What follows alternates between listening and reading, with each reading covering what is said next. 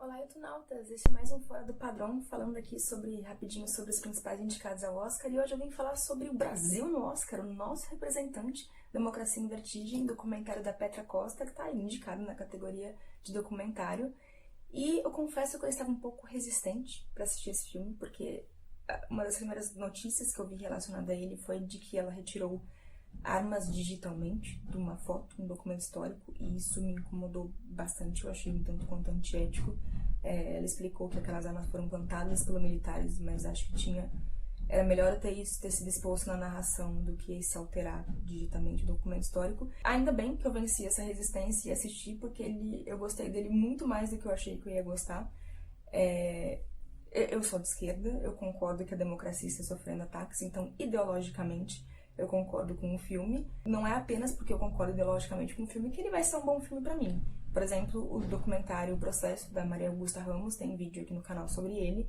É um documentário que eu acho bem problemático, embora eu concorde com ele de que foi golpe, sim. Mas eu gosto muito da direção da Petra Costa. Eu acho que ela conseguiu traduzir algo que nem a gente consegue, né? A gente tá passando por um período aí de anos muito conturbado na nossa história como povo brasileiro. Eu gostei muito do fio condutor que ela encontrou para narrar essa história recente do Brasil, porque é algo extremamente complexo. Desde antes, o Brasil sempre teve um sistema político que favoreceu muito a corrupção, e aí ela narra essa história de um governo de esquerda que assumiu e tentou mudar algumas coisas, mas não conseguiu fugir muito ao sistema, e depois tentativas antidemocráticas de derrubar esse governo. E eu gosto de como ela vai conduzindo isso, misturando com a história pessoal dela, porque é uma característica da Petra Costa, e faz sentido ela adotar essa narrativa pessoal, porque ela está falando sobre, de certa forma, a curta história da democracia no Brasil, que é coincidente com a idade dela, né? Ela nasceu em 84, aí, logo no comecinho do fim da ditadura militar e da abertura política. Então ela vai fazendo esse fio condutor que mistura as histórias, e ele é muito conduzido pelo Lula, né? Porque inevitavelmente era essa figura que estava lá desde o início, né? Desde o fim, desde a queda dos militares até hoje, até essa figura central que está no centro dessa disputa de poderes. Mas eu gosto muito de que isso poderia ficar extremamente maniqueísta, ficar uma coisa simplista de esquerda versus direita, já que ela está falando sobre polarização, e eu não acho que ela faz isso. Ela complexifica bastante os personagens reais da história, tanto a família dela. Então ela mostra que dentro da família dela houve esse racha, essa polarização, porque ela veio de uma elite, então ela também deixa clara a própria posição, né? Mas com os personagens da história real também. Então ela faz as críticas devidas ao PT, mas ela também mostra que houve certas perseguições. Ela reconhece os méritos da Lava Jato e os méritos da corrupção no Brasil que começarem a ter sido expostos, mas o problema da politização excessiva de um processo jurídico. Então acho que ela consegue dar a devida complexidade a esse momento fervilhante que o Brasil se encontra. E algo que me preocupava também é se o documentário não ia tentar adotar um certo falso tom de imparcialidade, o que é muito difícil. Você está fazendo um documentário político e todo mundo tem as suas paixões políticas, e ela não faz isso. Ela deixa bem claro qual que é a posição dela, e ela contar a história pessoal dela e da família. É importante deixar claro qual que é esse papel, que é de uma mulher da elite, privilegiada, mas é alguém da esquerda, é alguém que vê o governo de esquerda como um governo que trouxe muitas vantagens para o povo brasileiro, mas que também vê os efeitos, né, vê os problemas que desse governo. Então ela deixa muito claro qual que é a posição dela, não só social, como documentarista, mas a posição ideológica, no que ela acredita, e que ela está fazendo um documentário sob o ponto de vista ideológico dela.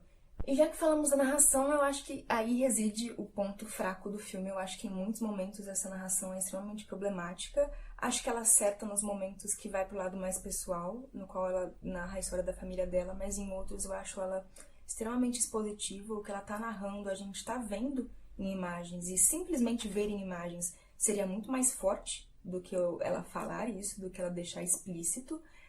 Entendo que é um documentário que também quer ganhar público no exterior, então ele precisa ser um pouco mais didático, e ok, isso é bom, mas em alguns pontos é realmente desnecessário. A gente tá vendo exatamente na tela aquilo que ela tá narrando. E também eu acho que ela tenta criar um texto mais poético, que por vezes funciona, mas por vezes ele parece extremamente pretensioso. E acho que faltou também, eu entendo que já é um documentário longo pra categoria documentário, né? Ele tem 2 horas e que ele precisava fazer recortes, mas eu acho que ela focou apenas muito nas instituições de poder, né? No quanto a democracia está sendo atacada do ponto de vista institucional, mas eu acho que poderia ter sido mostrado um pouco mais qual que é o impacto nisso no povo, porque o povo sofre com isso, é uma série de retirada de direitos, né, que está prejudicando a vida de muitas pessoas, e acho que isso poderia dar um peso dramático maior pro filme, e faltou um pouco disso. Parece, em alguns momentos, parece que é um filme sobre a derrubada do PT, do poder, e não é um filme sobre isso, é um filme mais complexo do que isso, né, é um filme sobre essa polarização, e essa polarização prejudica muito a sociedade. Mas, em compensação, em imagens, eu acho que ela conseguiu traduzir muito bem essa ideia que ela queria de polarização. Não só do óbvio, né? Tem momentos que ela mostra o muro que é construído para separar esquerda e direita, literalmente em esquerda e direita, e isso é ironizado, né, de uma maneira brilhante, mas ela toma decisões visuais que eu acho que elas dizem tanto com tão pouco. Então, quando ela está falando sobre a construção de Brasília e o quanto foi gerando uma certa relação promíscua com as empreiteiras, e aí disso ela vai para o povo que se acostumou a ter alguns direitos e depois se decepcionou porque viu escândalos de corrupção e esse povo tomou as ruas e tudo.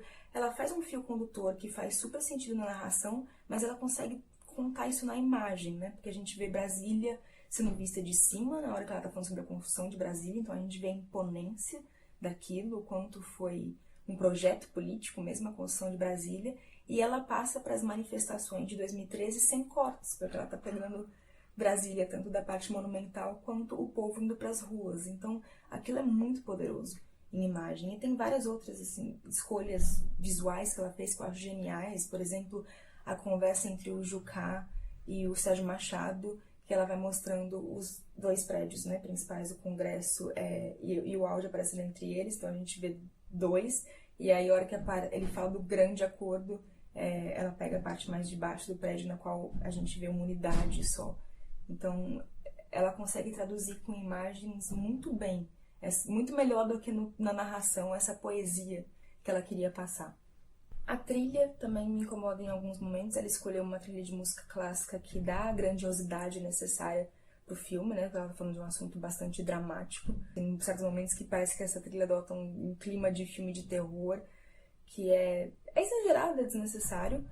Mas eu acho que, no geral, no conjunto da obra, a Petra conseguiu traduzir muito bem, especialmente pensando no público do exterior, esse momento delicado e extremamente complexo que o Brasil está enfrentando e que ainda é muito difícil falar sobre ele por a gente ainda estar vivendo, né?